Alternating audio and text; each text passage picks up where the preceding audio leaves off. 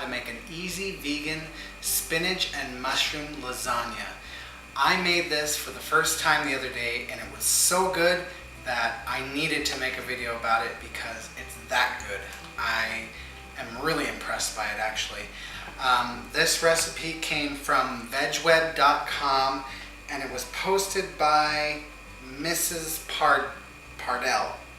So back in 2013, and I wanted to make sure to credit the original author, but I'm gonna kind of add some things and kind of tweak the recipe a little bit to my needs and what I like to eat. So stay tuned and enjoy. So first, I'm just kind of looking at my ingredients list here. The list of ingredients you'll need for this recipe are going to be a ½ pound of fresh mushrooms. I'm just using something I bought at the grocery store, some Baby Bella mushrooms. You'll also need some chopped garlic. You can chop your own. It's way cheaper than buying store-bought. You'll need a couple teaspoons of water, two 24-ounce jars of your favorite spaghetti sauce, and you'll need a box of, I'm using whole wheat lasagna, and I really like this brand, DeLeo, I don't know how to say that, but I really like this brand because you don't have to boil it. It's so cool. You don't have to boil it, you just put it on there dry and it's really crunchy, but when it bakes, it actually, as it bakes, it cooks it, so you don't have to boil, then cook it again. So I really like that. I really like how they've done that, and I think that's super cool. The next thing that you can have, and this is optional, but I have some soy parmesan, which this brand is Go Veggie. It's grated parmesan style topping. And it's dairy-free, casein-free, or casein-free, lactose-free, cholesterol-free, and non-GMO. And I really like it. It's also gluten-free. The reason I like it is it actually smells and tastes like Parmesan. From what I remember, I haven't eaten cheese in a few years now, but it smells and tastes just like it, and it tastes really good. So this is optional. You don't have to put it on there, but I really like putting it on there because it adds an extra flavor that I really enjoy.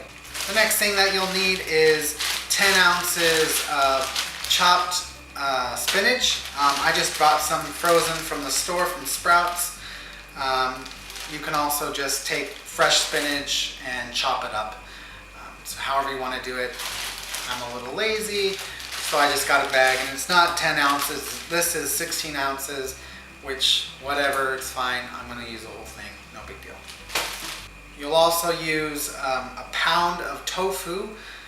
You're going to want to use the firm kind. I bought this also from the store. It's just an organic firm tofu, and the recipe calls for 1 pound, which is, I'm kind of confused because most of the tofu that I've seen in the store only comes in these 12-ounce containers, but this works just fine for me. Another thing that I added the last time, which is also optional, is a teaspoon of salt. You'll need 2 tablespoons of nutritional yeast. This is so good stuff. At first when I tried it, I hated it. I couldn't believe anybody would want to eat this, but actually since becoming vegan, my palate has changed and my taste buds really react to this. It gives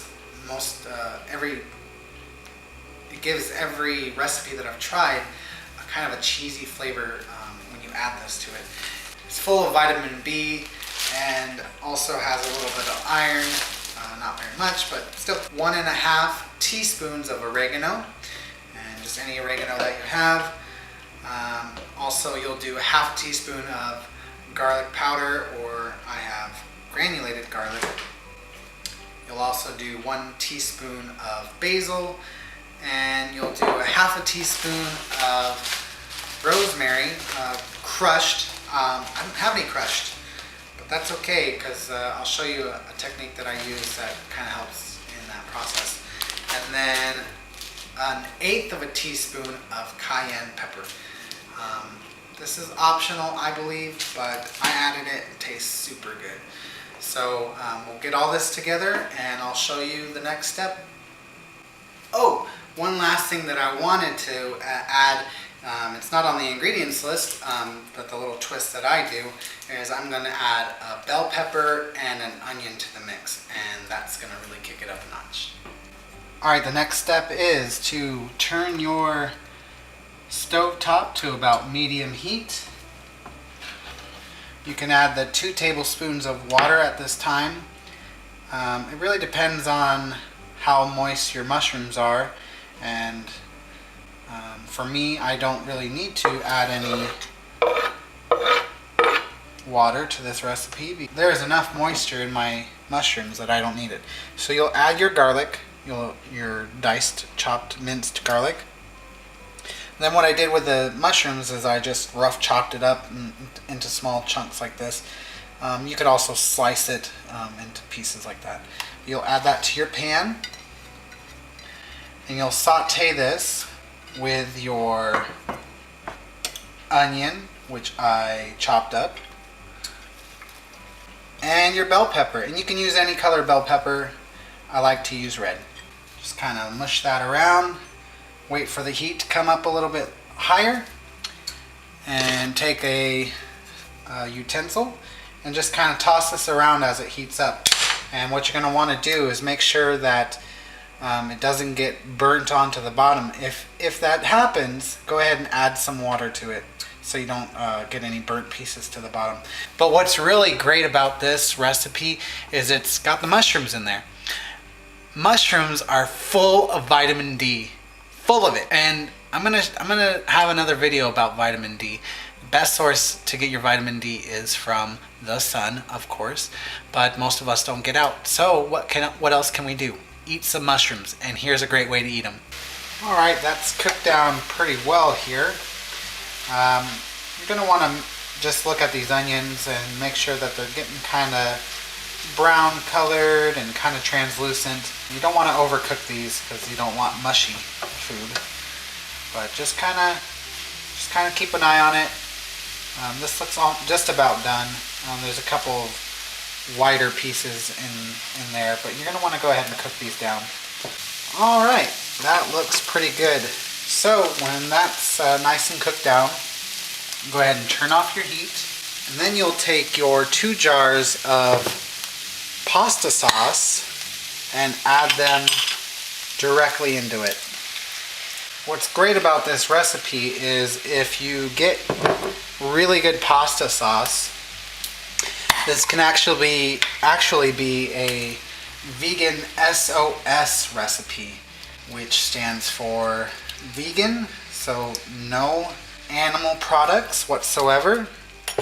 SOS standing for sugar, oil, or salt. So if you get a really good pasta sauce, this can be a really great vegan SOS meal. So just add that on there. You can leave it on the stove. It'll kind of get hot with the pasta sauce, but you're just going to let it stay there for a while. And then you'll move on to the next step.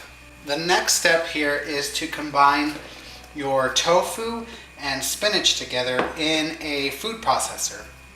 I don't have a food processor, so I just use my Vitamix, and I turn the dial up to only 8. If it goes any higher than that, it's more than a food processor and more like a blender. So if you have a Vitamix, only turn it up to 8. Otherwise, use a food processor. And if you don't have either, you can also use a potato masher, and that'll do just fine. All right, open up your box of tofu, dump that straight into the Vitamix. You'll also add your chopped spinach. If you have a Vitamix, go ahead and place the lid on top and use a tamper to kind of push everything down into the blades. You'll start at 1 and slowly go up to level 8. You only need to do that for about 10 seconds or so. No need to do it longer because you will be processing more. Next, you'll add 2 tablespoons of nutritional yeast. On second thought, let's just go with 3. Make extra cheesy today. Next, you'll add 1.5 teaspoons of oregano. 1 teaspoon of garlic, 1 teaspoon of basil, or basil if you have a friend named that. I also just kind of eyeball some pepper. I also add a half a teaspoon of rosemary, and it's supposed to be crushed, but I don't have crushed.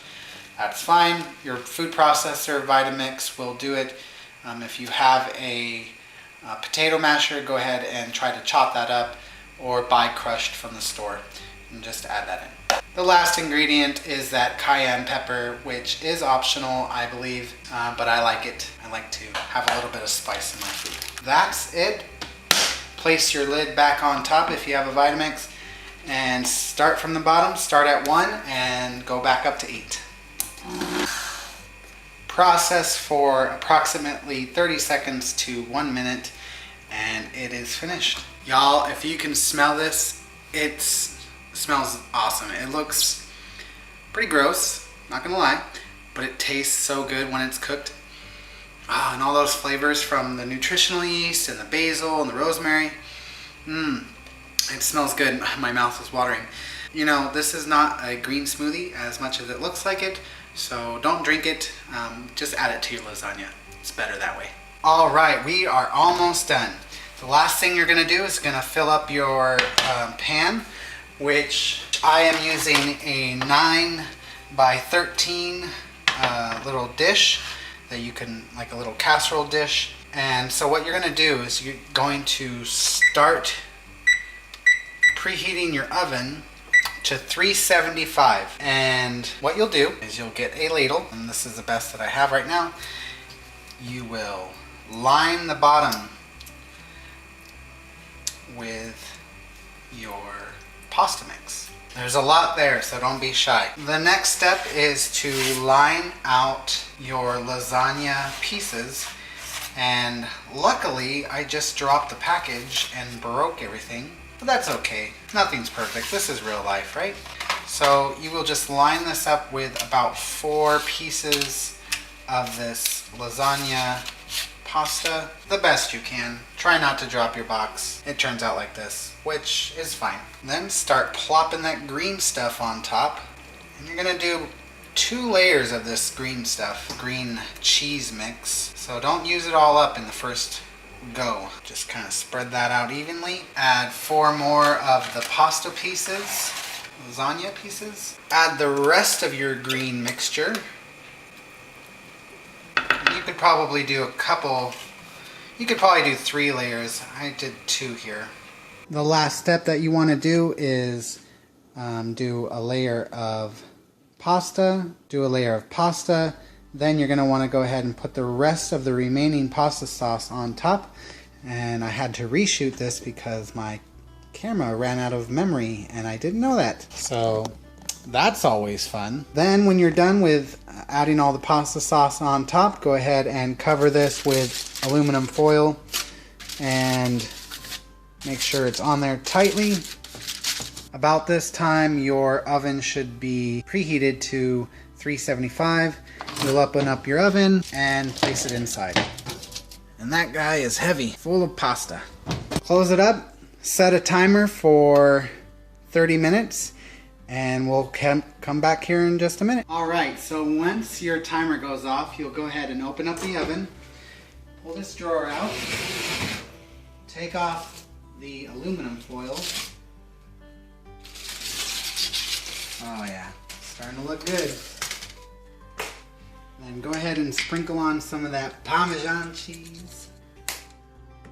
Once you're done with that, go ahead and slide it back into place and cook for another 30 minutes. Went off, and we're gonna go ahead and pull it out of the oven.